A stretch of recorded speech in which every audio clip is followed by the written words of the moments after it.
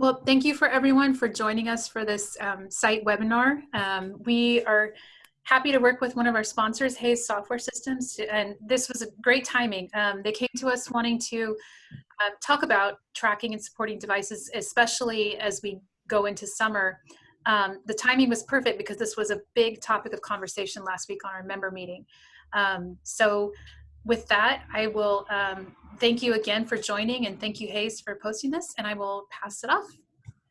Yeah, thank you so much, Laurel. We're really excited to be here with you guys today and talk with some of our current customers and some people who don't know who Hayes is about what exactly we can do to help you guys during this unprecedented times. And so I'm going to start off with having Manny and Michael introduce themselves, tell a little bit about their district or their county office, how many students they actually serve, and how long they've been with Hayes. And so, Manny, you want to get us started?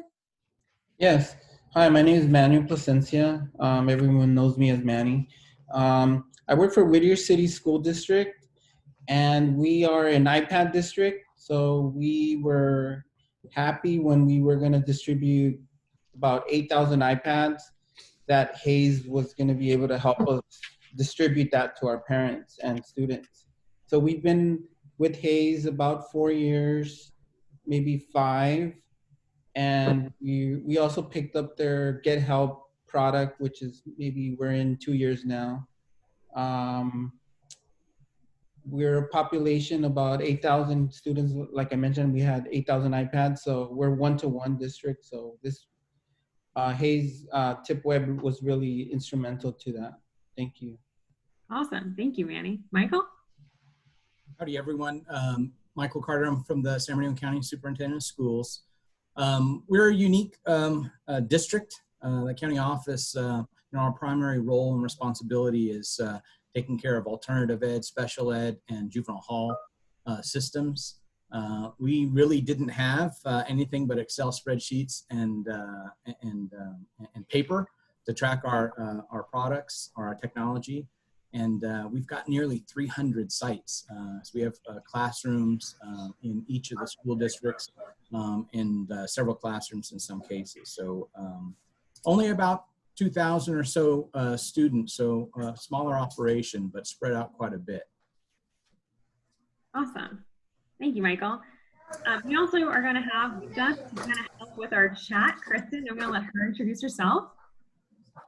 Hey guys, I'm Kristen Burrows. I've been with the company for almost 5 years now and have a strong focus on Northern California. Super excited to have you guys on here. And yeah, I'm definitely going to handle the chat. So just keep in mind, it's definitely going to be a discussion type webinar. So we want to make sure people are talking and communicating back and forth, asking questions, even giving ideas and sharing best practices. We really want to be as informative as possible. So I'll keep the chat going and kind of keep some conversations flowing. I think we're trying to lean towards maybe chatting up the questions and comments, but if you guys feel free to unmute and want to speak, help yourselves. There's no limitations. So thanks again for fitting us in. Thanks, Kristen. And my name is Anna Maria Galazzi, and I'll be moderating today. I am not going to be speaking as much as Manny and Michael, and so direct your questions to them. But if you have questions specific about Hayes software, we're happy to get to those at the end.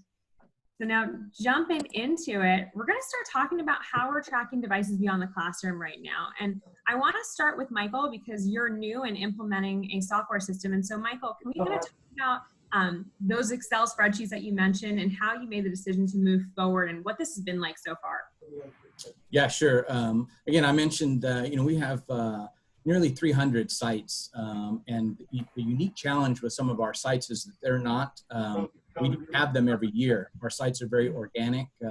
We exist kind of at the pleasure of the districts. And if need be, we'll move from classroom to classroom, portable to portable.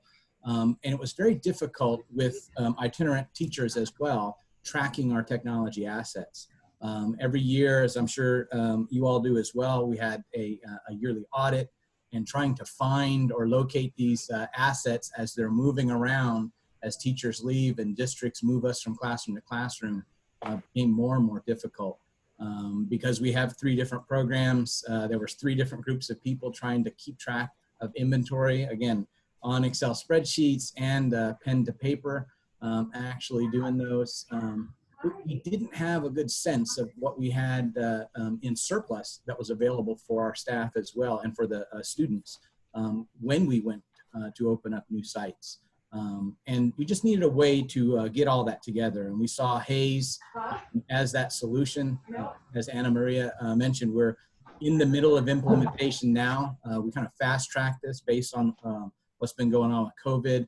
Unfortunately, we were not able to, and we didn't get our PO in quick enough.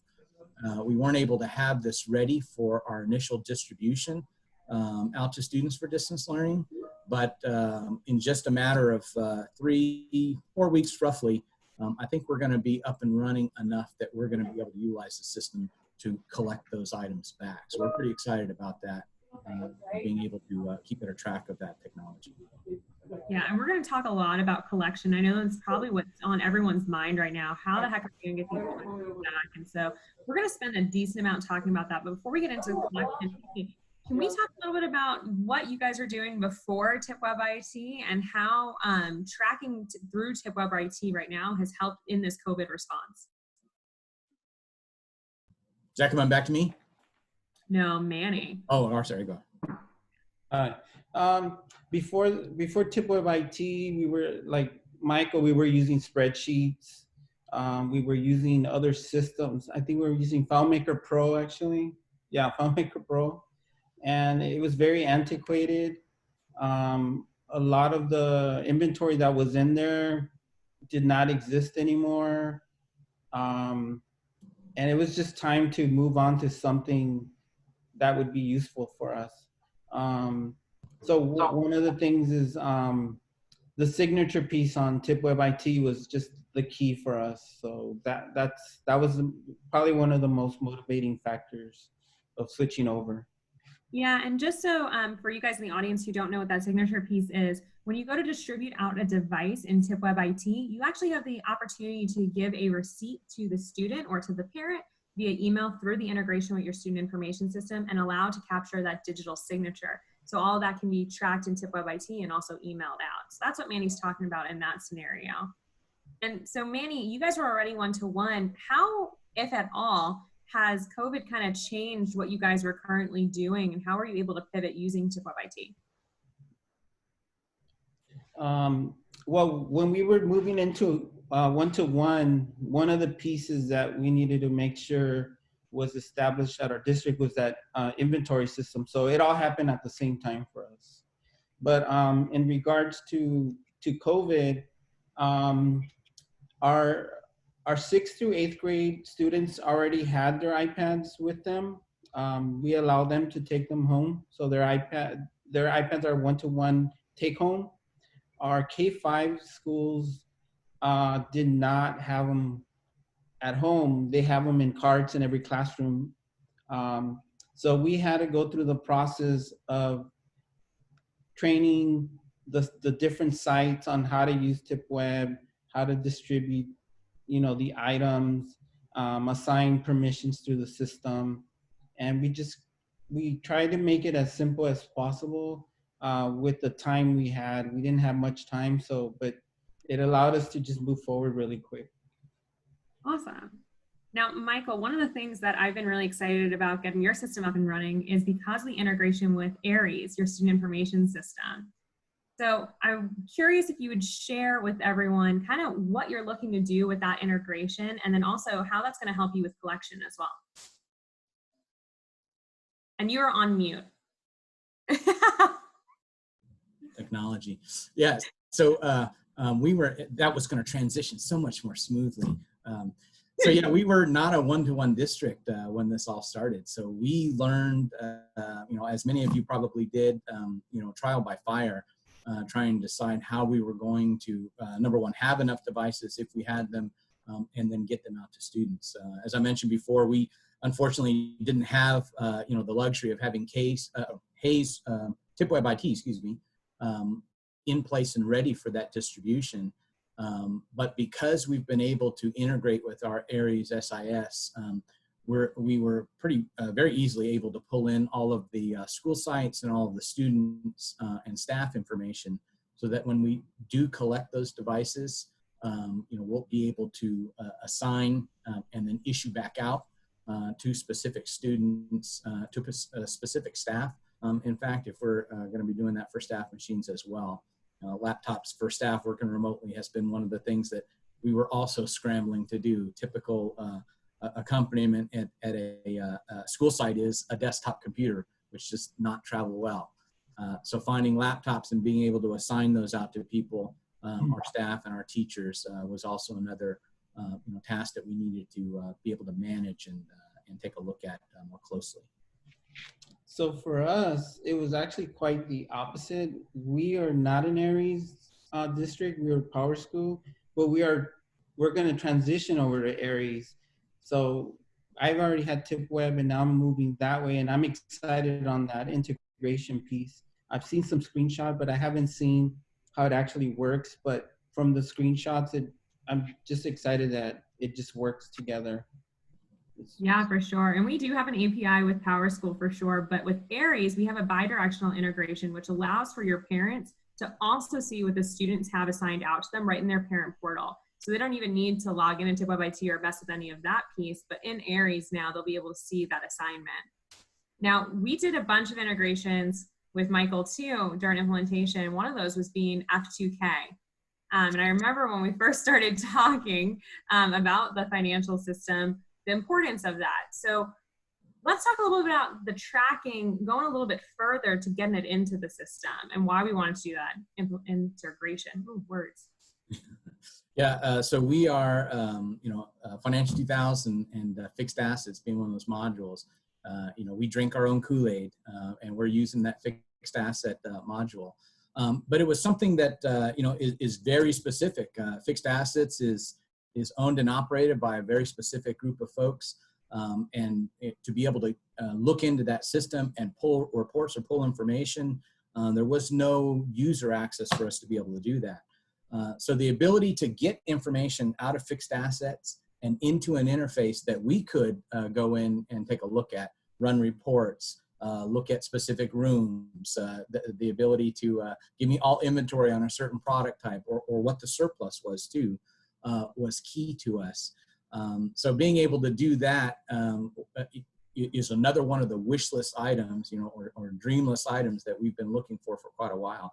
And I will tell you, one of the most important things that has come out of this actually is, and I'm a little bit ashamed to say this with all of my district colleagues out there, but we really didn't have a written down policy for the life cycle of our assets. And part of the implementation that we have going is to sit down and be forced to write documentation, and Hayes is helping us with that, asking questions about how we do things, and not accusatory, but so why do we do it that way, or can we do this, or what does it look like if we do this?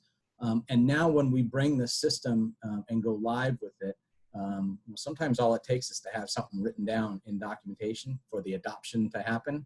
Now we've got that written as part of that policy as well. So that's been hugely important to us. And Manny, you've had a few years now under your belt with Tipwebit. And so I'm curious, how have you seen kind of your district grow with using Tipwebit? Well, now we're able to track our devices through a web interface. Before, like I said, we were using FileMaker Pro, and I believe one device had access to that. So if I couldn't have my field techs access that at any moment, so it was limited to the person that was on that terminal. So now since it's a web interface, I'm able to create accounts for anyone, and they're able to just jump in and, start managing their own sites. So that was key too. Now they're able to just look at, what they own, what they're giving out. So that's been useful for us. Yeah, one of the things that we're talking about right now, and Manny, I know that you do this, is just having to understand where everything is, who has it, what's going on. Can you talk a little about some of the reports that you're able to pull because of Tipwebit? So like for our 6th, 7th, and 8th graders, they take them home, and part of the requirement for graduation or promotion is turning in your books and your devices. And if you don't, then you don't get to participate in those, activities at the end or walk stage even. So a lot of the principals are able to pull that information quickly. Who turned it in, who did not, who owes fees, who's missing accessories. There's just, there's an abundance of reporting that can be done through there. So that's part of the reason why I'm a little more excited too about the Aries piece, because now they can see it through there too without actually going into Tipweb. So that's going to be helpful. So it's just all the reports are there. You can create new ones or use the templates or whatever, but it allows you to see what's out there, who has it, what's broken, when was it tagged, when was it, anything you need, you can export that easily. Awesome. We're going to move into more of a help desk technician conversation in a second, but Kristen, before we do, is there anything interesting in the chat? There is. So George has a question. It's kind of a couple of them in one thing, but I know you guys can actually give a great detail behind it. So what he asks is, how does employee students' information get into the system? I can maybe start with question by question. So if you want to touch on that piece a little bit. For us, we're bringing in information a couple of different ways. Obviously from Aries and SIS, we're getting our student IDs and information in, and some staff information. However, the majority of our staff don't exist in Aries. They exist in, again, Financial 2000, our Epic's HR system. And so we work with Hayes to develop a data map for that export to be able to bring that information for that for our regular employees into Hayes. Awesome. And go ahead, Manny. For us, we're still Power School, so we have a nightly sync at night, and everything just comes in. We have new students; they're just in there, automatically, and distributing an iPad is easier for us because the account exists there, and they can just sync it up with them. So it eliminates all the errors from typing in someone's name or student ID and all that kind of stuff. So it's great. Perfect. And yeah, what George is chiming into, so he's looking at ways to manage new employees, changes in old employee information, which is what you just covered. And then he's asking about linking employees to a supervisor, division, or building. Additionally, how is access determined? All employees added to the system have a base type of access, and additional privileges are handled in this application. So more from a permission standpoint. So I'll let you go ahead, Anna Maria. Yeah, I'll take the more technical side of that piece. And so in Tipweb IT, you guys have unlimited users. With those unlimited users, you can also modify their permissions and assign them to a department and have that department really lock down what they're allowed to see when it turns to assets.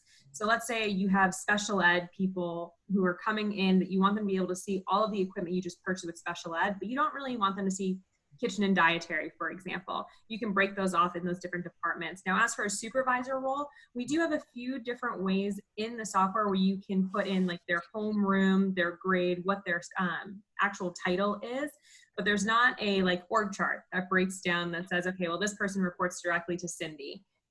But you can break it down for what they're allowed to see by those departments and what they're allowed to do by those user permissions. And Manny, you have some of that already happening in your Tipweb IT, right? Yes.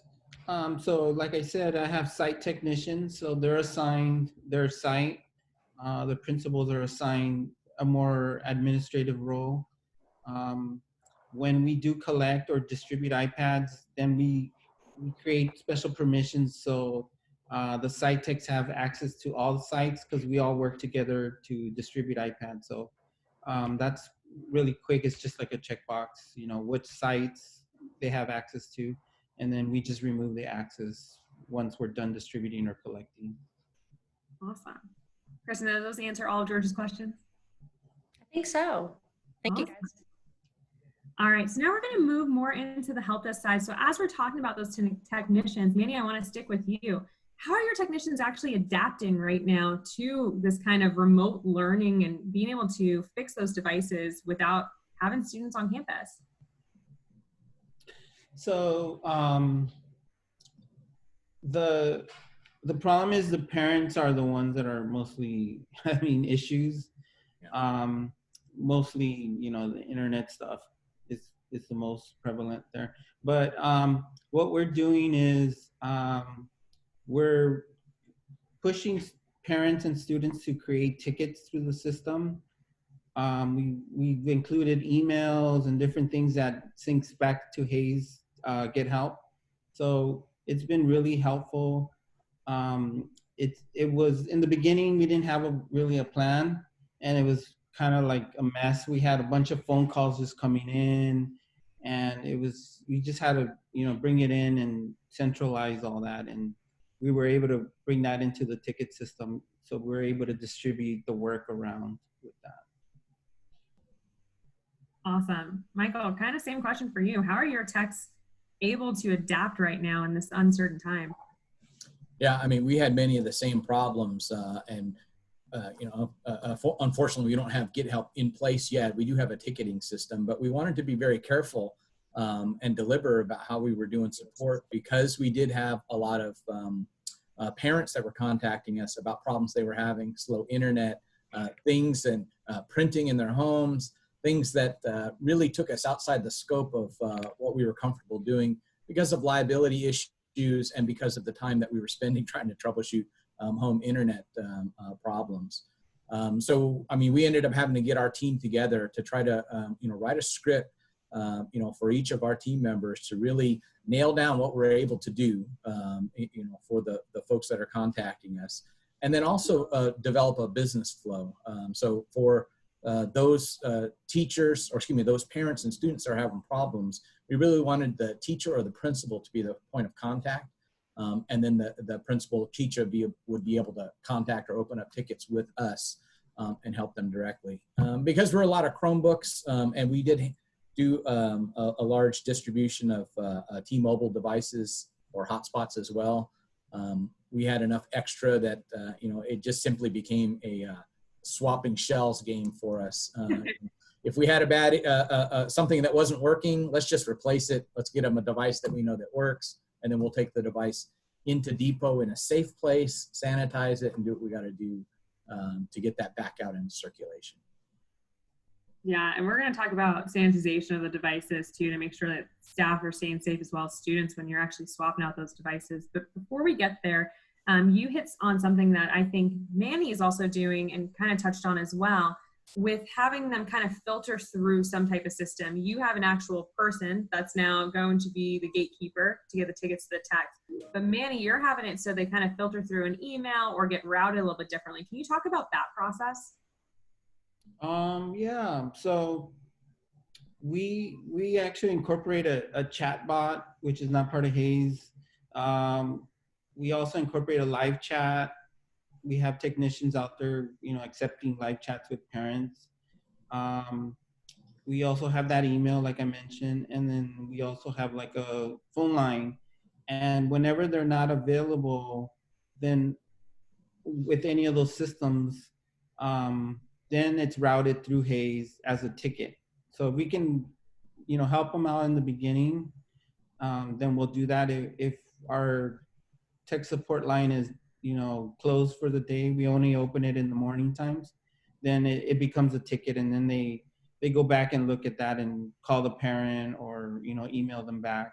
And we set up canned responses and, things like that to help out our technicians to get through tickets easier. So it's usually the same questions over and over again. For me, I'm always curious how we're adapting to this. And with students, are you guys allowing students now to go in and put in tickets and ask for help, either Michael or Manny? For us, no. I mean, it became, at the beginning, it was utter chaos, and we were getting requests and support calls from all over the place, and for things that were having us chase down rabbit holes, duplicate tickets, or duplicate requests for support. So right now, we're doing, as we were mentioning before, having that, because the teachers are the direct contact with the students. They don't need to troubleshoot, but they're the first line of contact. for the students or parents, and particularly for some of our students who are special needs. They have very specific needs technology-wise. That helps us understand those better, having the teacher's perspective. So we really have been sourcing a lot of that, the majority of that through teachers, then through principals, and then distribution if we need to of replacement equipment. So for us, we with Tipweb, with Get Help, you're able to create a ticket either by signing in through the single sign-on, or if you're having trouble signing in, you can also send an email to a specific email. So what we did is we created a new email for parents. We didn't want to give out the one we normally use because later they're going to be able to use that forever. So we created a second one, and that's what we share out with them. And then hopefully when we're out of this COVID thing, we can take that email away, and we'll have teachers and students use the different protocols we had before. And thank you for sharing. I know with Get Help, you guys have a lot of capability to have, once again, like Tipwebit, those unlimited technicians in there. So we're often seeing right now having those media specialists or teachers or principals, whoever's going to be that first line of defense, come in as a technician so that they can create the ticket, work on it if they can, so you can also track some of that and know what's actually happening. But further, it gives you some good analytics to know what's going on across the district or the county as you are getting these tickets, and how much time or resources are you spending, and do you need more help? And so right now, are you guys seeing that you need a little bit more help, or are you feeling a little bit underwater, or are we feeling good? We feel like we got a good handle on this now that we've had 2 months under our belt. I think we're doing a fantastic job, and I would say that for all of the professionals out there that are supporting the teachers and staff, certainly of our team. We've had to do a lot of adapting, and trying to find ways to meet the mission, which is to get that technology into kids' hands, get it working as quickly as possible. We're doing things outside of what is our normal and acceptable practices. In one of the calls I was on, even allowing the Chromebooks to connect to networks that were not on our networks was one of the things that was a challenge for us, because again, we didn't have Tipwebit. Devices were being handed out to students before we got a chance to touch them and prepare them to be able to work off of campus. And so, challenges like that just caused us to have to just think outside the box and be able to support them as best we can. I know there's a lot of negative data out there about how effective distance learning is.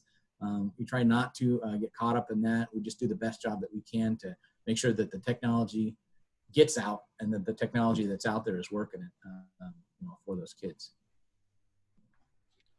I have an amazing team, so they're able to just jump on board and just start helping parents and students.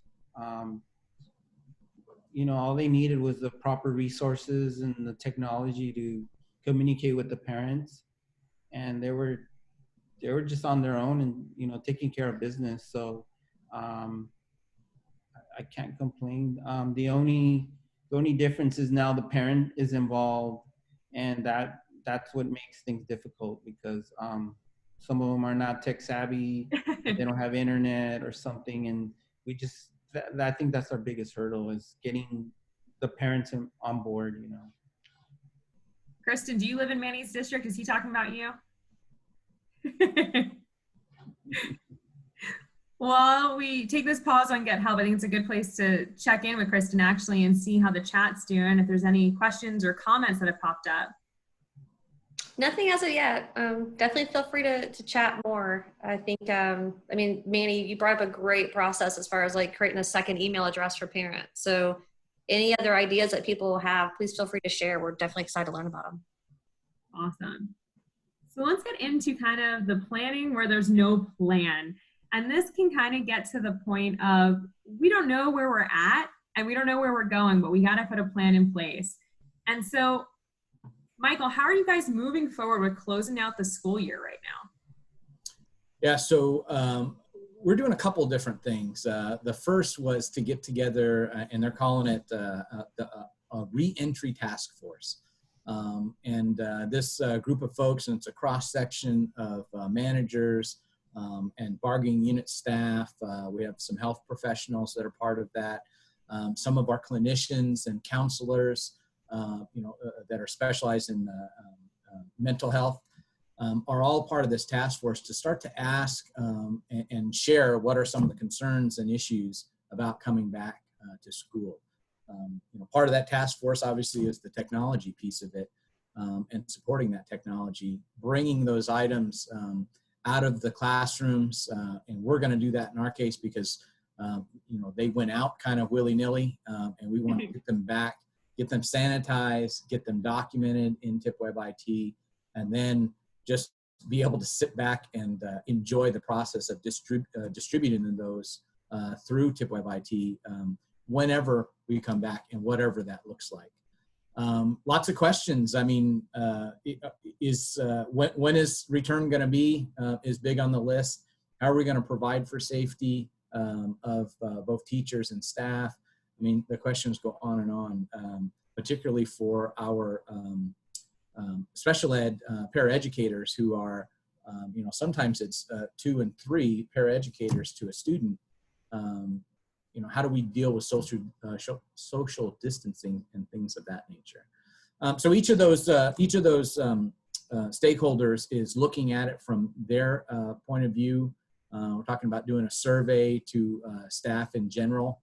I know that could open up a can of worms, but we want to, we definitely want to take a look at legitimate concerns and have answers, because the more buy-in and more we hear from the folks, the better. But collection certainly is one of those items that we're trying to figure out, again, with 300 sites or roughly 300 sites.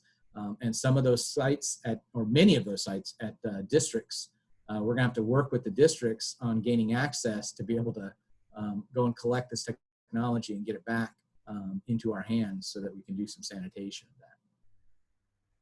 And Manny, how does that compare to what you guys are doing right now to start thinking about reopening? The board and the top folks, they're still working on a plan. I am getting emails though from parents that they're thinking of keeping their students home. So I suggested to our team, we got to come up with an alternative, for them. We don't want to lose them, for homeschooling and things like that. So they're working on a plan. Not sure what that looks like yet. We are in the process of collecting our iPads in June. And unfortunately, we're in the middle of a refresh too. These iPads are about to, our kids test on CASPA on these iPads, and I think we have a year or 2 more left, as a requirement for testing on these devices. So we need a refresh, and there's this negative budget coming around, and we're not sure we're going to get iPads. I mean, we need them. So there's just so much going on. Well, you touched on something that I'm always really curious about what districts are doing. There are going to be those parents that say, I'm not ready to let my kid go back to school. And they have legitimate concerns. And the more and more we hear about COVID, the scarier, or sometimes the less scary it sounds. So what does that kind of blended approach look like at a high level for you guys when it comes to collecting the devices in June, but then reissuing them out? Yeah, for us, again, because we weren't one-to-one before, we really need to have a better idea of what we have available technology-wise, because there is going to be some sort of blended or delayed return to school. We're counting on that. And knowing how many devices we can issue to which students is going to be huge to us. Manny brought up a great point too. Many of the devices that we had, we cobbled together because we took older Windows laptops and converted them to Chromebooks to extend the life of those. But they're older devices, and so having within Tipweb an idea of, what is the drop dead date for some of these devices, so that we can start to budget now. I'm hearing about supply chain shortages for Chromebooks, and get in line if you want Chromebooks, iPads, webcams, all of these things are things that are going to become as scarce as toilet paper up here pretty soon.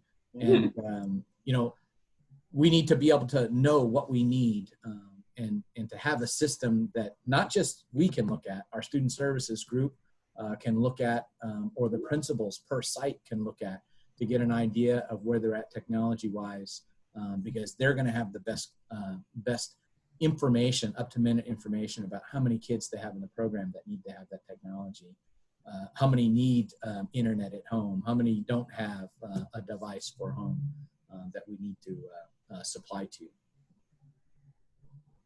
So our big concern is, are these devices still working? Have they been dropped? Next year, are the next class, are they going to have devices? We don't want an equity issue, so we want to make sure we get ahead of this in the summer. When school starts, it's going to be a mess, and we don't want to compound the whole device issue with that mixed in. So I'd rather take care of it now in the summer, make sure we, buy the accessories we need, replace devices or anything we need. So the next year we're ready to go. I do not want to wait and find out that, we need things when we're helping teachers with passwords or something. The beginning of the year is just crazy. Yeah. Just to add this to that, forget it. I need to take care of it now, Manny brings up a great point about equity too, and we're already starting to hear, and we're County Office of Education, so a lot of that flows into our office whenever there's a question about equity of access, within the county. I want to believe that is because we've got folks out there that are looking out for the needs of the students and making sure everyone has access to technology. But I also know that there are folks out there that are just looking for a reason to find equity issues and highlight those issues. And that's definitely a big concern. As we get further along in this process and we spend more and more time distance learning, that equity issue is going to become bigger and bigger, I think. Yeah, and refreshing during the summer is already hard. Summer is one of our busiest times historically. Manny, how are you managing this refresh right now while also trying to figure out what you're going to even get back? So I'm already working with Apple to, give us not necessarily white glove service, but, some kind of service where most of that work is done. I remember our first refresh. Oh man, it was hot. It was a hot summer. We had 8,000 iPads to open up, tag, inventory, all these things we had to do. It was my technicians were not happy with me. So this time around, we plan on, having Apple do as much as possible for us, introducing them into the MDM, giving us a spreadsheet of all the serial numbers and our tag numbers, labeling in, putting the case on, all that kind of stuff. So, and we're going to be in a super budget crunch like we've never seen. So we're working on, a lease, 4-year lease, and hopefully they'll give us a 0%, interest. Yeah. I'm just trying to work all the angles. Because like I said, 1 year from now, those devices will not be able to test anymore on CASP, and that's going to be a big issue. So I can propose this to our top folks, and they decide what we do. But at least I've done my part, and we'll move forward from that. I just happened to see in the chat, I saw Bobby, my good friend Bobby. He's not wearing his hat today, but. Yeah. Noticed that too. Mentioned that they're not collecting all of their devices. And that was a question that we had too. We're kind of up in the air. I think we are going to collect from seniors is all we know at this point. Our ESY or our summer session, we're going to leave those out there at least for a while. And because we've got school sites in different districts, we've got different end dates for school. So we'll be, I think Bobby, I thought I saw Monday or Tuesday, he's going to start collection. And then we're going to start next week as well at some of our districts. Yeah, that's a piece that we haven't fleshed out all the details. So I appreciate you bringing that up, Bobby. And Bobby, I'm going to put you on the spot now, if you don't mind. Bobby, do you mind coming off mute and kind of talking about how you guys came to that decision? So what we typically do in our district is we allow our 8th graders to purchase their Chromebooks. So if they've been here with us for the 3 years, we issue them a new Chromebook in 6th grade, and then it's theirs for 6th, 7th, and 8th grade. We collect them every summer, we do the repairs, we hand them back the same device the following year. And then the 8th graders have the opportunity to purchase it for $25. But what we do before that is that we bring them all back in so we can repair them and then sell them a decent device. 8th grade, we're going to go ahead and do that this summer and collect those devices back. But 6th and 7th grade, we've opted to not collect them at this particular point.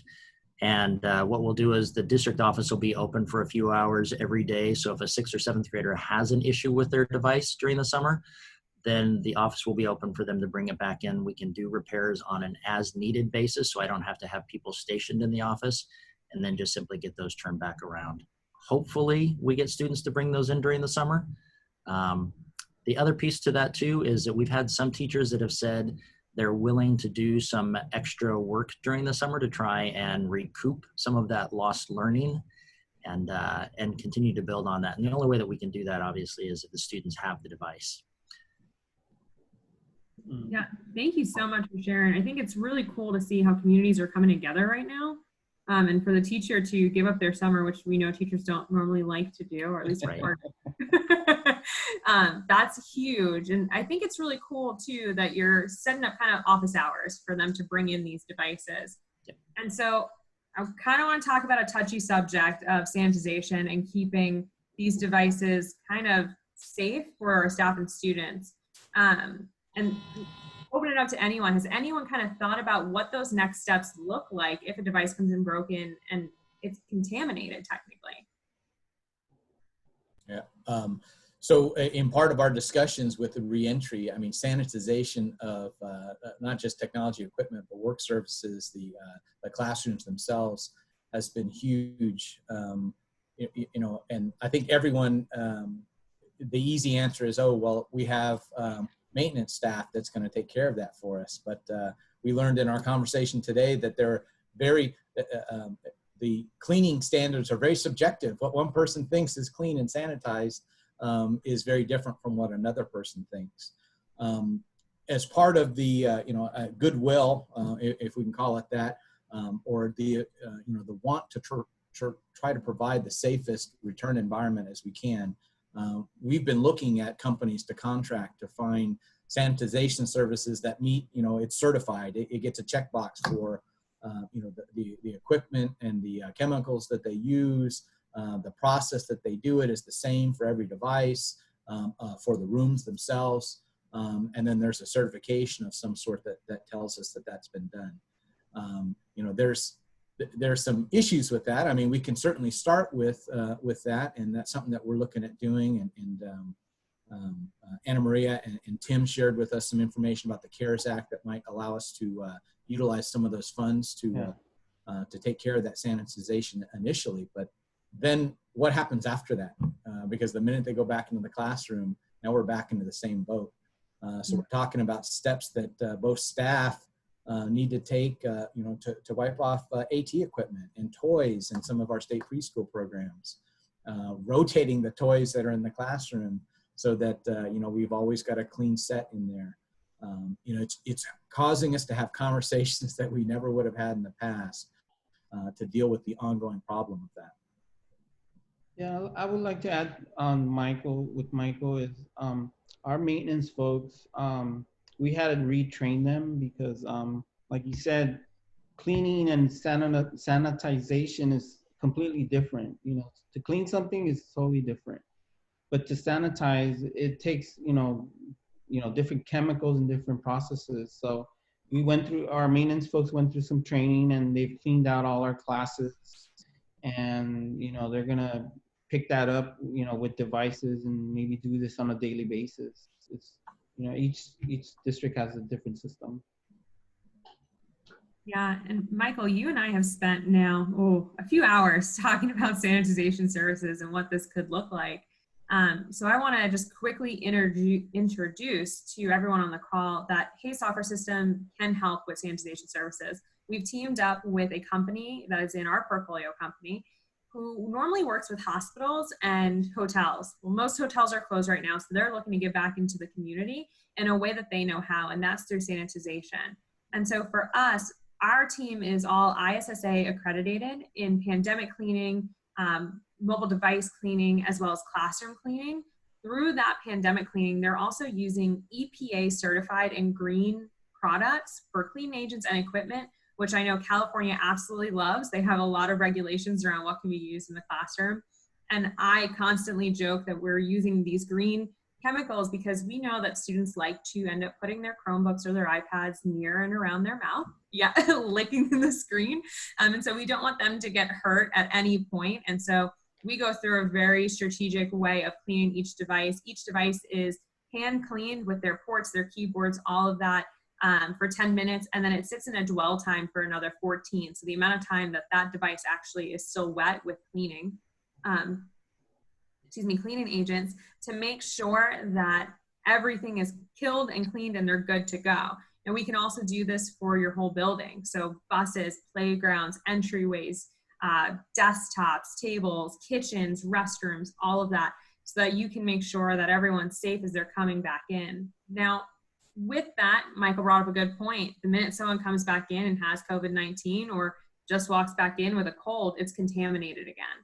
And so this is a really good start to start fresh as you're entering students back in, but just knowing too that you can always call us if you have a case that we now need to come in and re-sanitize, or maybe we have 12 Chromebooks or iPads that need to be sanitized because they were in one house that was contaminated. We can absolutely talk through some of those options with you guys as well and really make it so that your district feels comfortable and safe and gets that certification at the end that you can put on the website and with your staff and students to share, so that everyone feels comfortable too. So we're gonna go into the CARES Act next, but I wanna pause because I keep seeing our chat lighting up. So Kristen, what do you got for us? Yeah, so George is asking, does Hayes follow fiscal year or calendar year? Our fiscal year goes from July to June. So for us, an item identified for year 2019 is anything purchased between July 2019 to June 2020. Yeah, that's a really great question. And we only work with school districts. So our fiscal year matches whatever your fiscal year is going to match. So we can be very flexible to make sure that those contracts or POs that we're putting out there match what you needed to say. And then also, George just wanted to compliment Manny on his approach with the Apple and the preloads, but he wanted to let him know that he believes that Microsoft's doing the same thing for their Surface devices as well. So something that maybe anybody's interested in looking into that. One other note is from Laurel from Site. She just wanted to say that the feds have relaxed the Title IV. So Part A funds for the same, and that goes back to any carryover funds from fiscal year 2018 for tech infrastructure. So just a side note to keep in mind. That's it. Yeah, and Laurel, that's huge too, because they've also relaxed it for Title I as well. And you can see on your screen here, the CARES Act was passed back in March 19th, and that opened up a lot of funding for school districts. So every state now has CARES Act funding that they can allocate down to different school districts. Now you can go on to the CARES Act website and see what your district will qualify for, but CARES Act not only works for different devices that you'll need to have for remote learning, but also for sanitization services. And for sanitization services in particular, we've also opened it up Project Serve grants. And this is specific to make sure that the schools are cleaned and ready to go with those devices for the new year. And then FEMA, which we're not entirely sure how FEMA got involved, but FEMA definitely got involved with this pandemic. And so they are here to open up more funds as well through their disaster relief fund. And this could be to aid in disinfecting the devices, or also to purchase more devices if you weren't one-to-one to begin with. So there are a lot of options for you guys out there right now as it comes from federal funding to make sure that you have what you guys need in that. You know, that makes me think a lot of the E-rate funding and how most districts will hire a consultant to help through that process, through the maze. this is probably a business opportunity for some consultant to help us through this new maze. Not all of us have that time to start going through the CARES Act and everything. Maybe, maybe we're willing to pay somebody to help us through that and get that money, just like E-rate. I mean, that's another possible. As you said that, I think I saw everyone shake their head no, because they don't have time to go through this. So we can definitely connect you with some consultants that we know are helping with the CARES Act and everything else that it encompasses. So let us know how we can get you connected with them. The other piece too, for Project Serve grants, they're super easy. So we can also help kind of walk you through what that would take. We've done a lot of this research to help our districts. And so reach out to us and we can either get you connected with someone way smarter in this area, or we can walk through what some other districts have done as well. Thank you. Now I want to open it up to some questions off of mute. Before I do that, I want to see Manny and Michael, is there anything else that you guys felt I didn't ask or you wanted to share with the whole group here? I just lost the screen. There we go. There we go. You mentioned that you guys are a business for schools. So I thought that's very important. Your focus is us, I don't know if you want to touch a little bit on that. Yeah, and I swear I did not pay Manny to ask about that. So Hayes Software Systems is about 30 years old. We only work in school districts. With that, we were started by a school administrator for school administrators. We really see some of the inefficiencies that you guys have to face on a daily basis, and our whole mission is to make that easier and more streamlined for you guys. So we have 3 software products in our offering. The first is Tipwebit, which is your inventory asset management for all instruction materials like your textbooks. And then our next one is Tipwebit, which is kind of what we talked about today. And this is for anything you want to put a barcode on. So all of your technology assets, kitchen and dietary, special ed. We even have some bus fleets in some of our instances. And then our third is our newest, and that's Get Help. And Get Help is rocking and rolling. And that's our integrated help desk system with Tipwebit. So all of your inventory asset management is in Get Help, which allows you to have a nice tie-in with what tickets you have on what devices. So if you're looking for a lemon like Bob at Sequoia, or when he was at Sequoia, he's now at Mountain View, sorry.